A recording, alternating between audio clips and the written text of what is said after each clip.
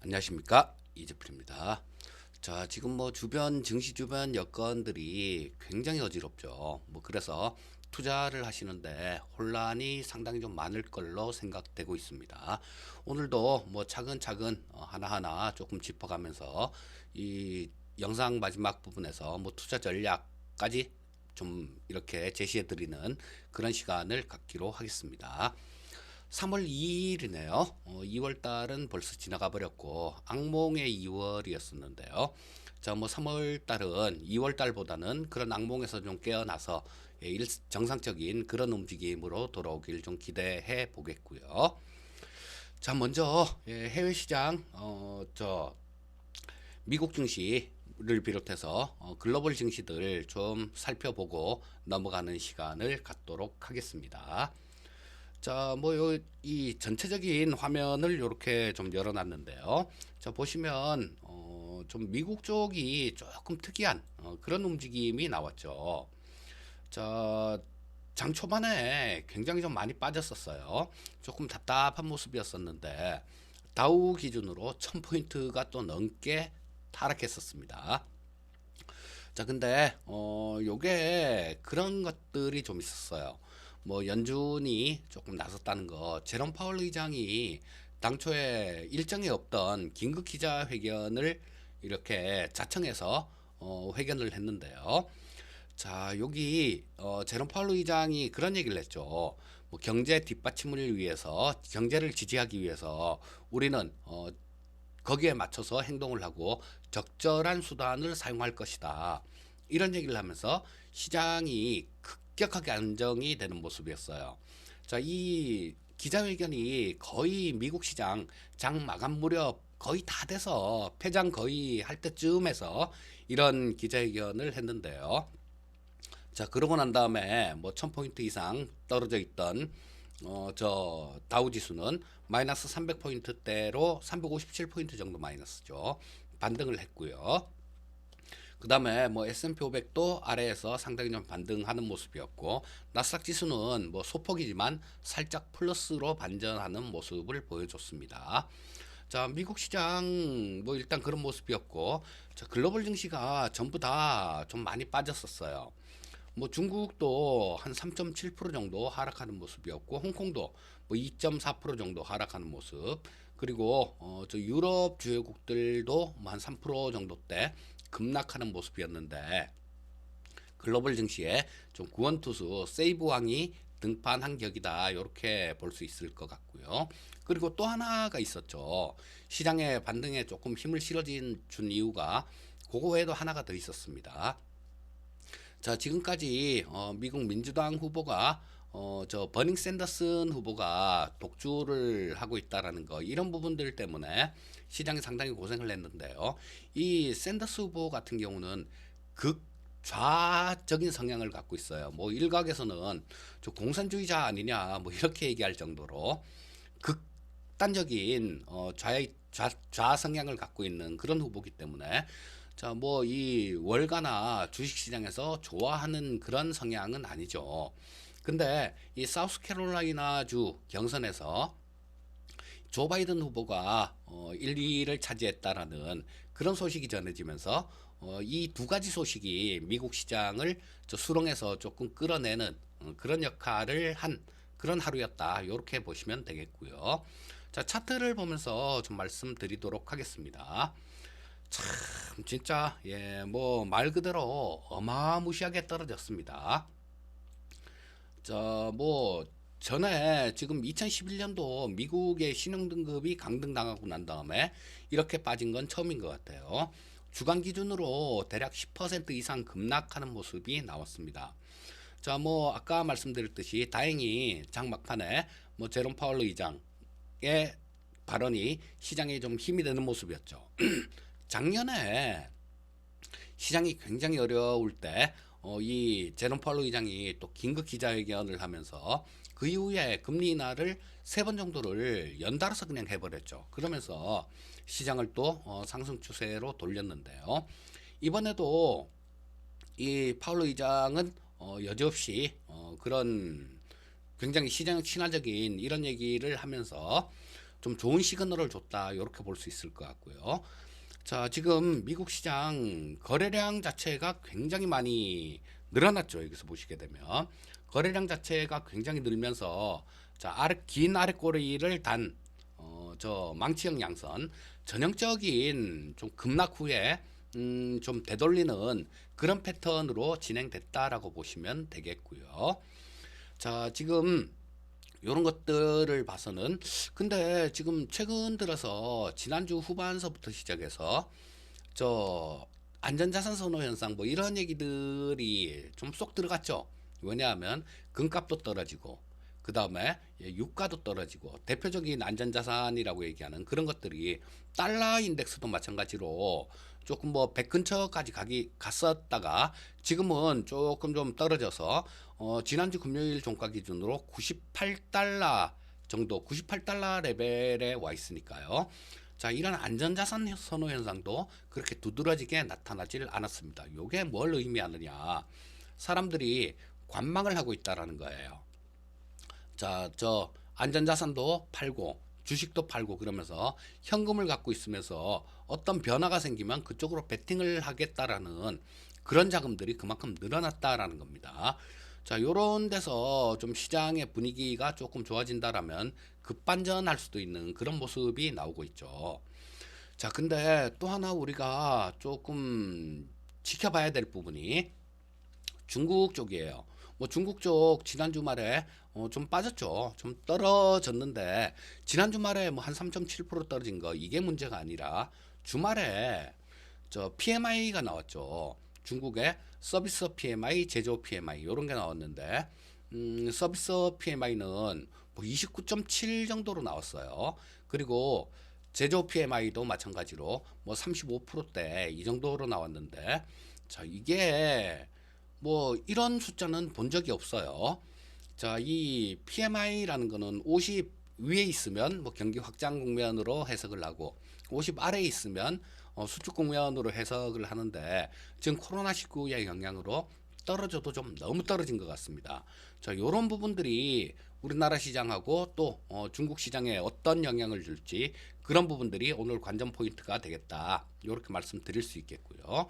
자, 뭐 미국 시장 쪽만 본다라면 지금 반등의 기틀은 잡았다. 이렇게 말씀드릴 수 있겠습니다.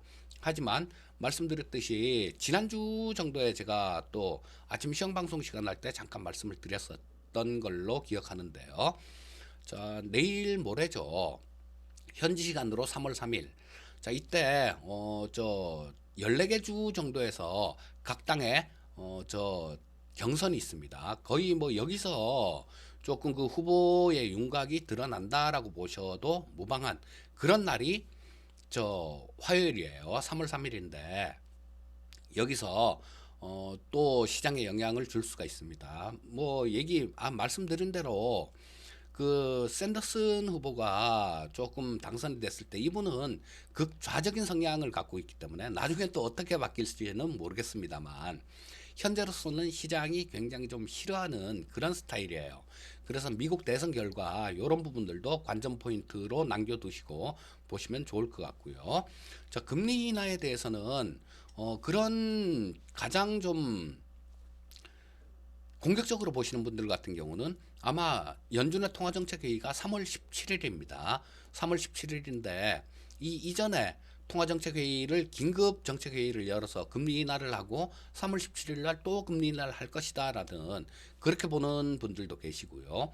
또 뭐 여기서 금리 인하 확률은 100%다. 뭐 이렇게 지금 얘기를 하고 있죠. 또 0.25bp가 아니라 통상 한번 내리면 0.25bp씩 이렇게 내리는데 이번에는 충격을 좀 이기기 위해서 0.5%가 될 것이다라는 분석도 나오고 있습니다. 자, 이런 부분 참고해서 보시면 될 것 같고요. 자, 그 다음에는 우리나라 시장, 국내 시장의 수급 쪽을 좀 살펴보도록 하겠습니다. 자, 수급 쪽에서도 약간의 변화가 좀 있었어요. 자, 뭐냐 하면 저 댓글 달아주신 분 중에 한 분이 옵션 시장하고 같이 이렇게 봐주셔서 참 좋습니다라는 말씀을 드렸는데요. 요거는 제가 선물 옵션을 지금 20년이에요. 대한민국에서 선물 옵션 시장이 파생 시장이 생긴 게 96년이니까 아마 거의 가장 오래 시장을 접하고 연구했던 그런 사람이다라고 보시면 됩니다. 그래서 이런 부분들을 제가 좀 시장하고 접목시켜서 말씀을 드리고 있어요. 자, 일단 뭐 수급 한번 저 현물 수급부터 한번 살펴보도록 하겠습니다. 자, 코스피 시장 3.3% 정도 하락하는 모습이었고요. 외국인들은 이날도 상당히 좀 많이 팔았어요. 6,300억 정도를 순매도를 하면서 참 진짜 얼핏 봐도 지금 3조 한 몇천억 정도 굉장히 좀 공격적으로 많이 주식시장에서 매도를 한 모습입니다. 자, 뭐 그 물량들 얼마 전까지 지난주까지만 해도 뭐 기관들도 좀 팔았었죠. 그걸 개인 투자자들이 다 받았었는데 그 물량들을 금요일 날은 기관도 좀 받아준 그런 모습이에요. 자, 요게 약간의 변화 뭐 그런 거라고 말씀드릴 수 있겠고요. 코스닥 시장 한번 살펴보겠습니다. 코스닥 시장 쪽에서는 외국인들은 한 689억 정도 순매도하는 모습이었고 순매수하는 모습이었고 기관이 한 179억 정도 순매도, 개인 투자자들이 380억 정도를 순매도했습니다. 자, 선물시장 한번 살펴볼까요? 선물시장 쪽은 지금 외국인들 한 800억 정도 그렇게 매도 규모가 그렇게 크지는 않았습니다. 금요일 같은 경우는. 자, 그리고 기관 쪽이 1733억 정도를 매도를 했고요. 자, 뭐 외국인들 이틀 동안 지난주 수요일 목요일 이틀 동안 조금 매수를 했었는데 금요일은 매도로 돌아섰지만 그렇게 규모가 크지가 않았다라는 거.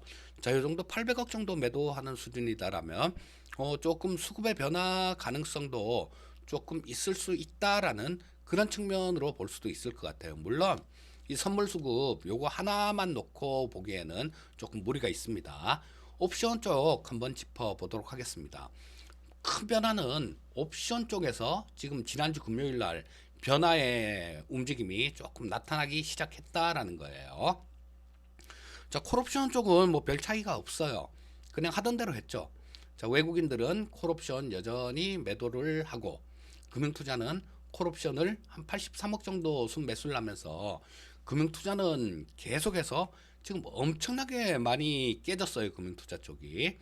자, 뭐 이거 뭐 계속해서 연일 계속 했었는데 뭐 저런 것들이 처음에 산 것들 같은 경우는 거의 뭐 수십 토막이 났을 거고 나중에 산 것들도 마찬가지 상당히 좀 크게 깨졌을 거예요. 근데 뭐 콜옵션 쪽에서는 여전히 하던 대로 그 전에 하던 대로 외국인들은 콜매도 금융투자는 콜매수 자 이런 형태로 거래가 됐는데 변화가 풋 쪽에서 변화가 있었습니다. 자, 보시면 금요일 날 상당히 좀 수급도 규모도 상당히 좀 커요. 자, 그동안 이 풋옵션 쪽은 외국인들 같은 경우는 저 계속해서 풋옵션 쪽 매수를 했었죠. 풋매수 같은 경우는 주가가 빠진다라는 겁니다. 정말 크게 수익이 났을 것 같아요. 대략 뭐 평균 잡아도 한 10배 뭐 그 정도 가까이는 수익이 나지 않았을까 싶어요. 그러면 그 반대로 투자했던 금융투자 쪽 같은 경우는 열토막 났다는 얘기죠. 열토막 났다는 얘기인데 자, 지난 금요일 날 그동안 계속해서 풋옵션을 매수했던 외국인들이 풋옵션을 좀 차익 실현을 하는 모습이었어요. 계속해서 그동안 아래로 그렇게 하던 외국인들이 자, 이제는 좀 슬슬 챙겨볼까라는 그런 관점이었습니다. 뭐 금융투자 쪽 같은 경우는 여전히 상당히 좀 풋옵션 쪽에서 공격적인 매도를 했고 금융투자는 뻔해요. 이들 같은 경우는 자, 풋을 굉장히 대량 매도를 했고 콜을 대량 매수를 해놓은 상태예요. 그렇다면 금융투자는 잃지 않으려면 오직 올라가야 되는 것밖에 없습니다. 지금 상당히 손실이 클 거예요.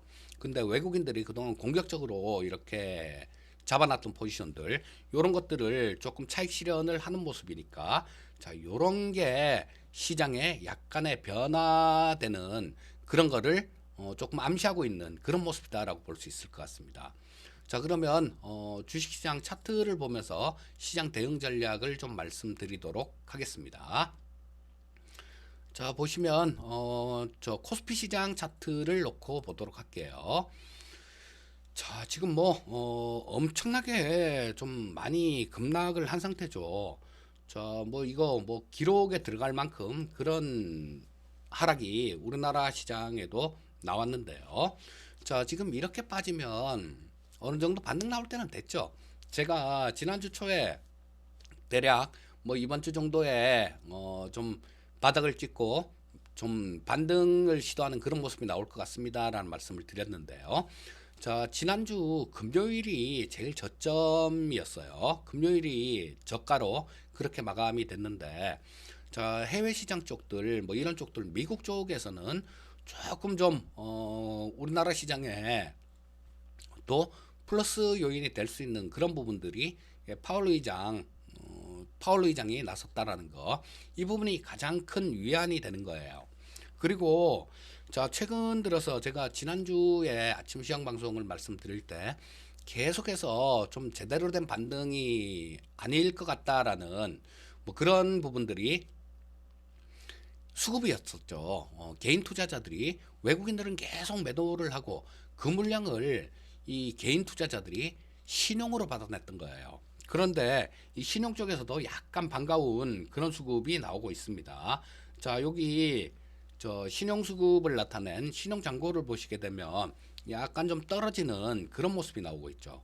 자, 개인 투자자들이 털리고 있다라는 겁니다. 자, 그래서 이런 부분들이 정리가 되고 그 다음에 대외적으로 조금 안정되고 뭐 코로나19 관련해서도 글쎄요, 뭐 지금 거의 1000명 가까이 하루에 확진자가 나오고 있는데요. 자, 뭐 뭐든지 마찬가지죠. 어떤 일이든지 시작이 있으면 끝이 있는 겁니다. 그리고 정점도 있는데 그 정점에 조금 근접한 뭐 그런 때 아닌가 싶은 생각이 들어요.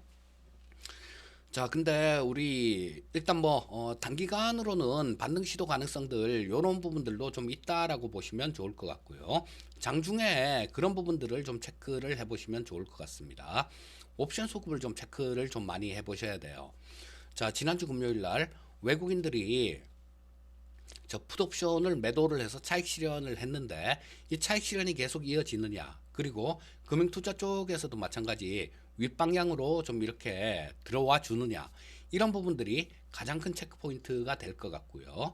그리고 변수가 그런 것들이 있어요. 지금 오늘 잘 살펴봐야 될 내용들은 중국 쪽을 특히 더 잘 살펴보셔야 됩니다. 오늘 저 중국 시장이 10시 반부터 시작을 하죠. 근데 지난 주말에 아까 말씀드렸던 PMI 지수가 굉장히 처참할 정도로 안 좋은 모습이 나왔어요. 자, 이렇다라면 이런 부분들이 중국 시장에 또 안 좋은 영향을 주게 된다면 우리나라 시장 같은 경우는 체력이 굉장히 허약한 그런 시장이니까 또 영향을 받을 수 있다라는 겁니다. 그래서 당장 오늘 체크해 봐야 될 부분들은 그 옵션 시장 쪽, 파생 시장 쪽 수급들, 뭐 외국인들 금융 투자 수급들 이런 것들 잘 살펴보시면 좋겠고요. 또 장중에 10시 반부터는 중국 시장이 그 PMI 안 좋게 나온 부분들, 이 부분에 대해서 어떻게 반영을 하느냐, 이런 부분들을 같이 살펴보시면 되겠고, 자, 이번 주에 뭐 내일 모레 정도에 우리나라에 영향을 주겠죠. 미국 대선 그 각 당의 경선 관련된 내용들, 거기서 좀 그 샌더스 후보가 또 거의 뭐 민주당 후보로 이렇게 굳어진다라면 시장은 또 조금 안 좋은 반응을 보일 수 있어요. 자, 그렇게 되면 뭐 그렇게 돼서 주가가 빠지게 되면 연준의 정책에 대한 기대감들은 더 높아질 거고 변동성 자체는 굉장히 커질 수 있다라는 그런 부분입니다. 그리고 아까 서두에 잠깐 말씀드렸죠.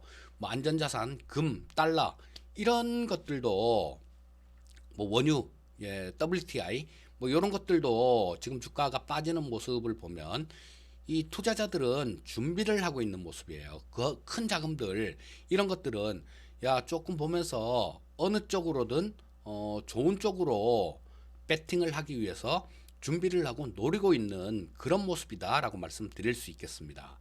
자, 그래서 이런 부분들 잘 체크하시고요. 오늘도 성공 투자하시기 바라겠습니다. 감사합니다.